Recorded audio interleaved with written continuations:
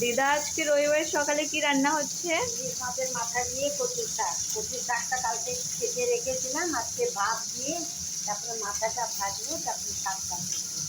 আচ্ছা, এটা কি? এটা মাথা, এটা কচুর শাক। ও, এটা সেদ্ধ করে রাখা হয়েছে। হ্যাঁ, সকালবেলা সেদ্ধ করলাম, রাতে কেটে রেখেছিলাম। আর এখানে মাছের মাথাটা ভাজা হচ্ছে। হ্যাঁ। এখানে দিদার ইলিশ মাছের মাথা দিয়ে কচু শাক করা হয়ে গেছে। আর এইখানে দিদা আরো একটা কিছু রান্না করছে। এটা কি করছেন আপনি? কাঁঠালের বীজ সেদ্ধ করে তারপরে ওটা কাঁচা মাখা করছি।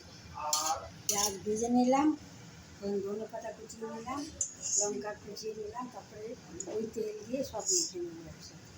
আচ্ছা, এটা পেঁয়াজ ভাজা আর এটা বাটা। হ্যাঁ, শুকনো লঙ্কা ভাজা আর কাঁঠাল বীজ সেদ্ধ করে বেটেছি। খুব ভালো।